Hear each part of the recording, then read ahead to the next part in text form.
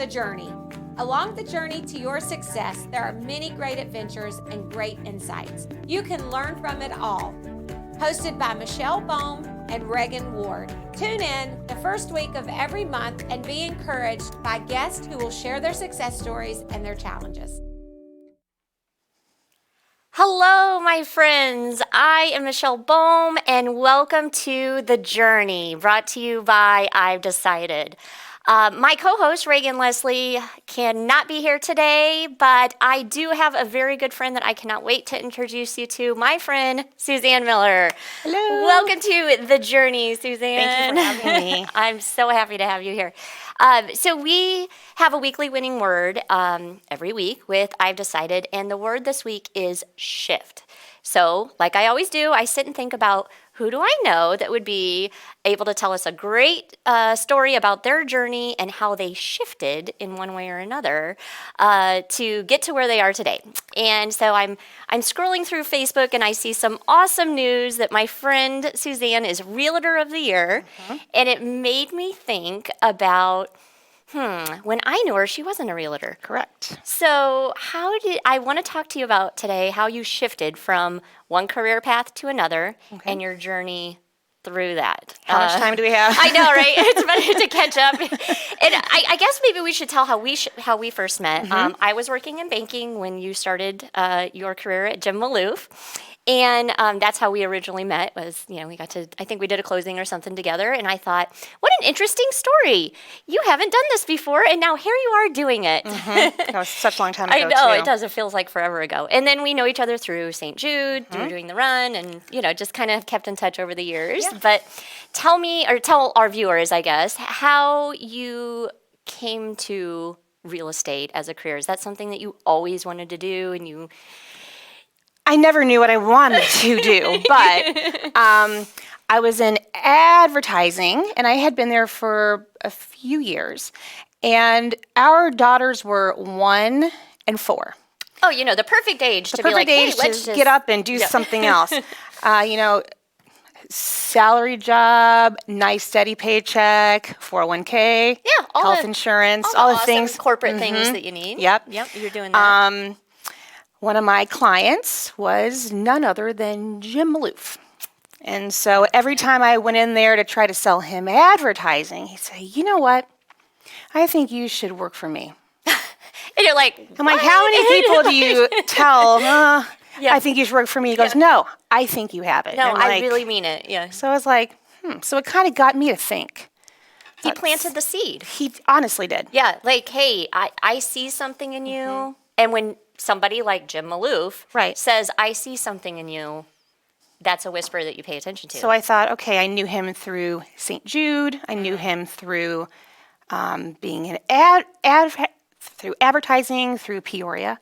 So went home and I talked to my husband and I said, what would you think about me getting into real estate? And he said, well, have you ever thought about it? I'm like, nope. This is something totally new. Going from knowing what we're going to get a week, a month. And luckily, he also had a job that had the same kind of benefits. Yeah. That his support was what made me say, okay, I can do it. Yeah. So Let's just throw all the security away. Exactly. We don't need the 401k anymore. Yeah, we don't need this stuff. We don't need my health insurance because we had his, which was also very, very nice. Yeah. So that was back in 2007. When the bubble burst in the real estate industry throughout the country. So why not start then? Pick now. This is the best time to get in. Well, I did well my first year. And I did well my second year. And I kept doing better each year. And I thought, okay, this is good. This is good. And then as time went on, I had the same clientele that I had when I worked in advertising. And even years before when I was waiting tables. Yeah. Like I kept in touch with people. And communication is key when you do anything. Oh, absolutely. So even writing a thank you note here, and there, they're like, oh, it's so good to hear from you. Yeah. Oh, I didn't know that you were doing this now. I mean, I'll admit there have been times, I've been doing this for 13 years, and I'll have somebody be like, oh, I didn't know that you were doing real estate. Okay, well, I am. Okay, that's what I'm doing. But it took somebody like Jim who said, Yeah. I think you should do this. And I'm like, okay. And what if you had heard that and you just kind of shoot it away and you were like, that he probably says that to everybody. Right. Or I got a good thing going here, I'm not going to rock the boat. Or this isn't a good time in my life to do this because I have little girls at home. I mean, Right. there could be a million reasons that you would shoo that way. Absolutely. That away. And there was something inside of me that said, you should give it a shot. Yeah. Why not? I told myself I'm going to give myself a year. If I don't do well, which my goals were, I would like to sell X amount. I want to do, so much that I can make more than I did at my old job, which was pretty close. Right. So I'm like, all right. And then I made it through 2007 to 2009, which was not a great time in real estate. We were dropping like flies then, right? We were. And, but I kept at it. Yeah. And I kept in touch with my sphere of influence. That was the people that continue to call me because we keep in touch. I've helped families buy 2-3 homes within the past, 13 years because they know that I'm here. Yeah, and people need to buy homes. They need to sell their homes. They need to do all that. So you're with them through life. I mean, as things. Yeah. I loved that about the business is that you felt like, I mean, the first person I did a loan for, I still go to their kids' birthday parties. Like you get involved in their life and you We've become been part asked of to it. come to people's weddings, funerals, Yeah. baby showers, over for dinner, for parties. And it's been years. Yeah. But And they that's not still something want you to be everybody able- does well. No, True. I mean, there's some especially in people today's world. that, they're like, oh, I don't even know who my agent was. I'm like, when did you buy your house? A year ago. I'm like, are you kidding? Yeah. Right? That really must have left a Lasting impression Yes. there. Well, and I think that's important too to realize that you were creating your business before you even knew that this is what Right. your business would be. I didn't even know. Like, you're developing relationships in another career and those skills translate perfectly. That network moved with you. So if you're somebody that is thinking about doing something crazy like that, it does sound crazy at the moment when you say, Yes, it does. I'm throwing all this away and just taking this leap of faith. If you are thinking about doing something crazy like that and you can start today. Doesn't mean you have to quit your day job. You can start today and gather that network, gather those skills, learn the things that you need to learn now, and then give up your job if you need You to. can start small. I mean, I did not expect to sell multi millions throughout my first year. No. We had 2 small kids who are now teenagers, and they're going to be freshmen and seniors in high school next Crazy. year. Where having a job like what I have, I had time to go to school Yeah. with them for their preschool stuff Right. or daycare. And then as time went on, going to every game that we possibly could. Right. I don't like to miss a soccer game that our kids are in. Yeah. And any type of time that we have as a family, like we know when to turn our phones off. If I am not in the middle of a deal, that's working, and 9 out of 10 times, agents are extremely professional, and they're like, I'm not going to call after Right. 8 or 9 o'clock, and you're like, hey, I'll be up until 10, but there are times that you'll have somebody random call, and it's 11 o'clock at night. Right. Yeah. 'cause I don't you're- answer you my gotta be phone at on. 11 o'clock at night. I'm asleep. Right. So, you have to have that Right. common courtesy. That's what's important. So, would you say that your overnight success of only 13 years, I've always loved the term overnight success, Overnight success, right? yeah. The getting to Realtor of the Year that was an overnight success that took 13 years. Would you say that the path from here to there, how did you shift to be able to go from a employee to an entrepreneur? Because that really is a mindset shift. You were kind of, Yeah. you're talking about you got to be able to protect your time. You got to be able to manage your time Right. differently. Was that a big shift for you, or is that something that you kind of knew how to do before you started? I've always had a very good work life balance. But when you're working for yourself, you want to work a little harder. Yeah. You want to work a little smarter too. Put away money when, oh, I'm going to have a bigger paycheck. Oh, but we're going to put it over here because we're saving up for this. You know, it's putting in line what you have to do, not the, oh, the accounting department will take care of taking out for my insurance and taking out for my taxes and taking out for this and taking out for that. It's all on you. It is. Yeah. And I found, at least for me, those lines seemed to blur when I became an entrepreneur because my life is so ingrained in my business. Like like you were saying, I might get up early in the morning and work like crazy and then go to a kid's event and then come home and work for a couple hours before dinner and then have dinner and then work after the kids go to bed. So that, yeah, I maybe did put in 8 hours. It just wasn't from 9 to 5. Right. And even like on Sundays, Sundays we have open houses. Oh, yeah, I'll work with clients who are home on, the weekends.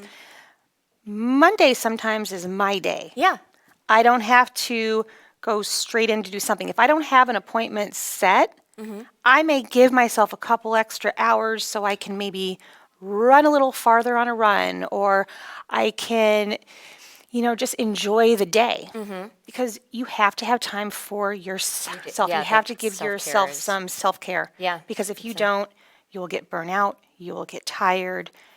And I'm sure you see that in real estate all the time. Agents that come in and they Yeah. go fast and they're, the next great sensation. And then a year from now, they're gone because Right. they're so burnt out. They can't handle the ups and downs. And it is emotionally taxing. is. And for some people, it's just not worth it. And when you're like, I'm on a roll, I'm on a roll, I'm on a roll, and then your steam is out. Yeah. You're done. You're done. You're like, I need to take a break. It's so hard to get to get that momentum up again. Right. That if you can just keep it going because you're not burning yourself out, it's perfect. So that brings me into my next question because I love this story about you, and I think it just encompasses everything about you. So because it tells me about your drive, but it also tells me about your spirit. And I want to know what you do when you're rocking and rolling, you're having the best year of your career, everything's moving along great, you got a big old marathon that you've been training for 3 months, and a couple days before that, you get a diagnosis of colon cancer. So what do you do? What do you do when things are going so amazing and life just throws you a curveball? Because we are all going to have that. We're all going to have sickness, death, divorce, all of these terrible life things that are going to happen that are going to derail our success. Yeah. What did you do when you got that diagnosis, and how did you handle that? Threw it back. Threw it back. Because I was not going to let anything get me down. That's how I've always been. Yeah. My entire life, I've always been extremely independent, been a fighter, no matter what it is. Yeah. In a very nice way, though. Right. A polite fighter. Yeah, in 2016, I was having some issues that I'm like, this just isn't right. And I called my doctor, and we did some tests and stuff, and they scheduled a colonoscopy. And I'm like, I'm 40 years old. Yeah, like, I'm healthy. I'm training for a marathon. Did I eat something bad? Right. Like, I didn't know. Can't do it. November 2nd, I talked to my doctor, and he said, you have stage 1 colon cancer. At 40 years old. At 40, no history. And I was training for the Indianapolis Marathon that was 3 days later. So while we're I don't have in time there, for cancer. I got a marathon this weekend. stuff to do, places to be, So I was in there, and the surgeon is talking to me and talking to my husband, Andy, and he's talking about what, was going to happen, and And he's telling you, like, you're going to have surgery and all of this stuff is going to happen. And so then he says, do you have any questions? I said, yeah, can I still run the marathon on Sunday? love that. And he's looking at me, and he's like, does it hurt to run? I said, no, it doesn't hurt to run. And my husband's looking at me like, this. Okay, she's in shock, or she's. He told the doctor, he goes, you can't tell her no. I mean, if she is determined to do something, she's going to do it. So he said, if it's not uncomfortable for you, go ahead and do it. I'm like, good, because I have the hotel room.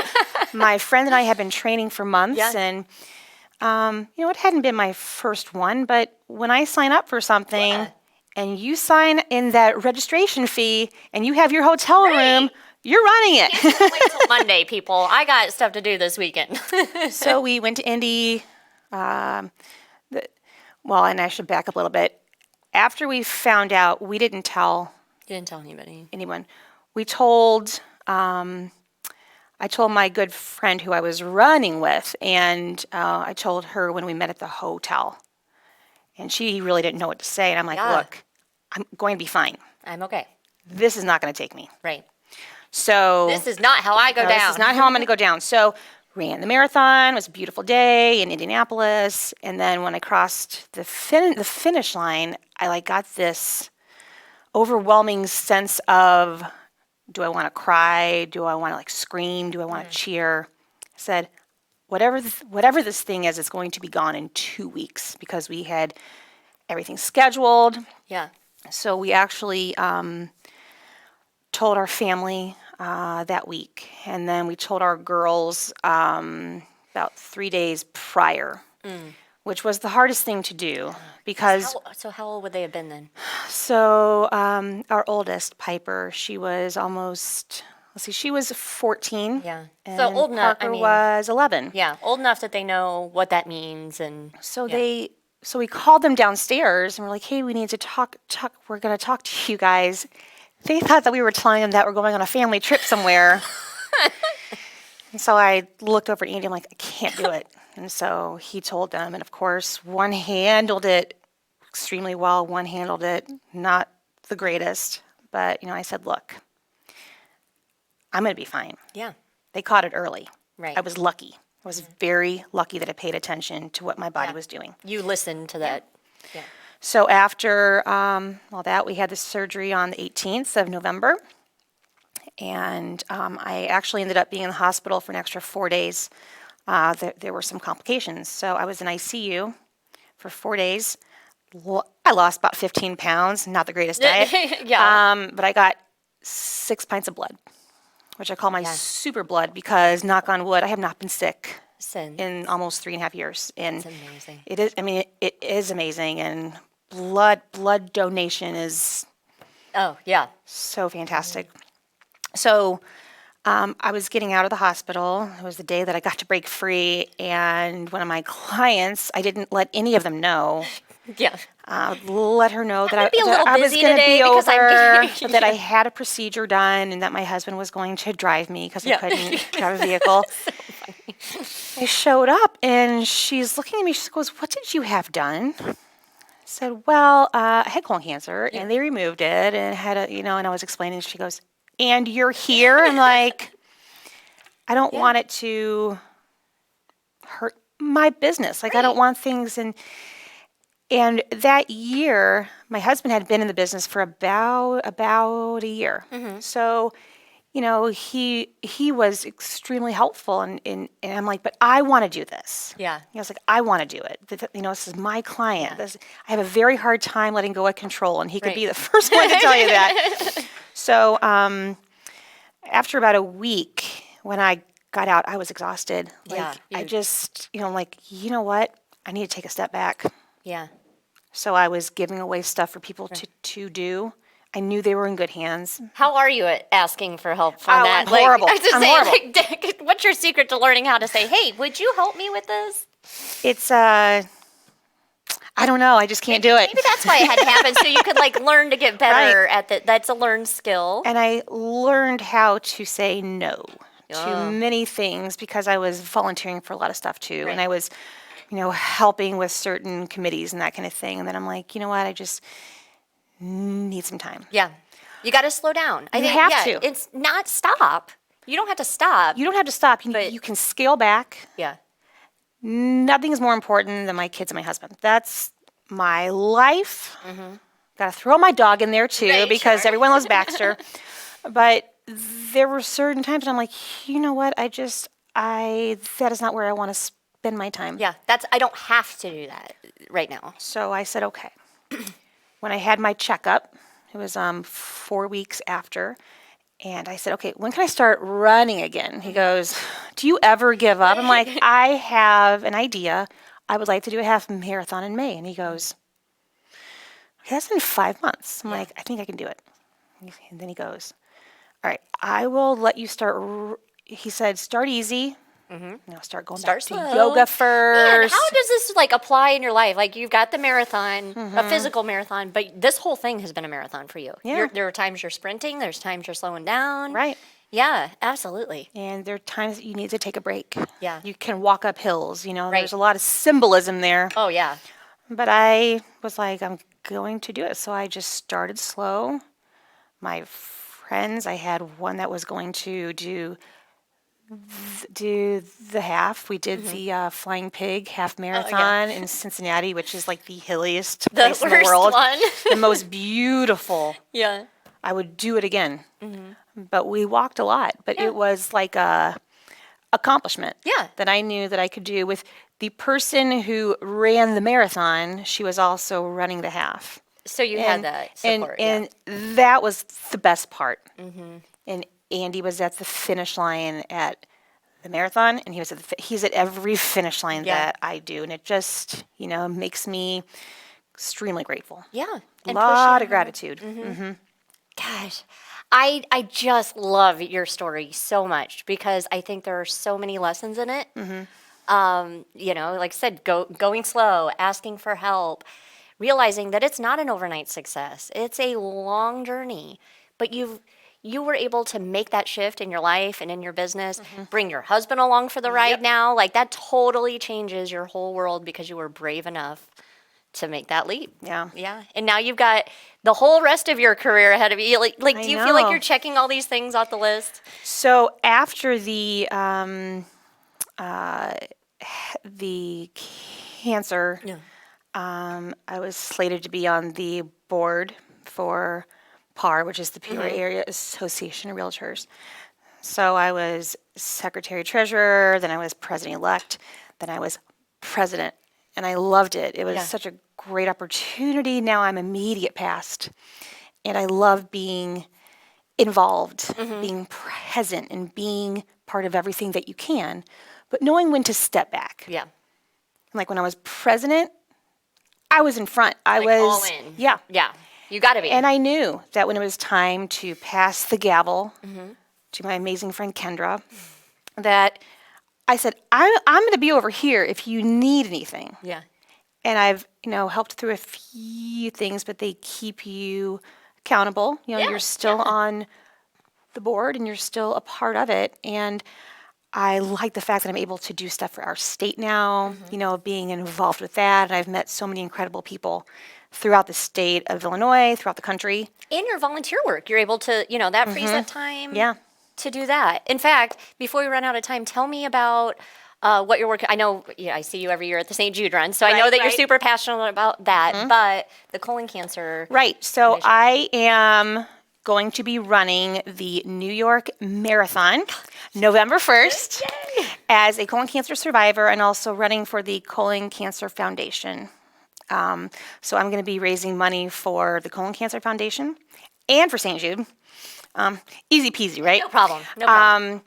But this upcoming Friday, March 6th, is Dress in Blue Day Okay. to support colon cancer awareness. So we say go blue, colo, show your support.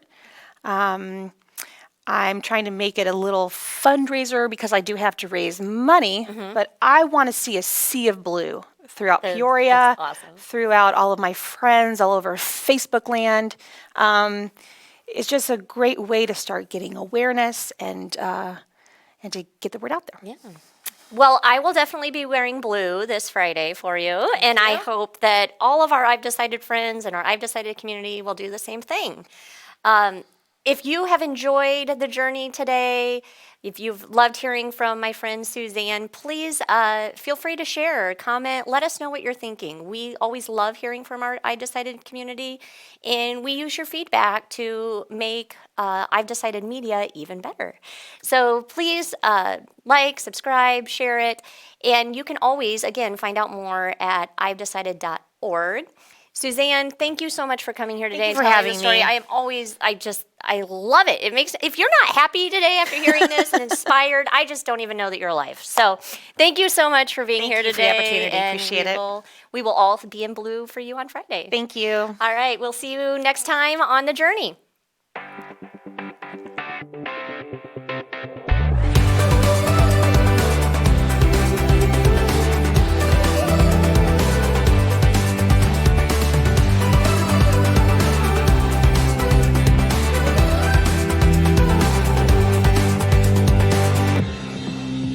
PeoriaLife.com.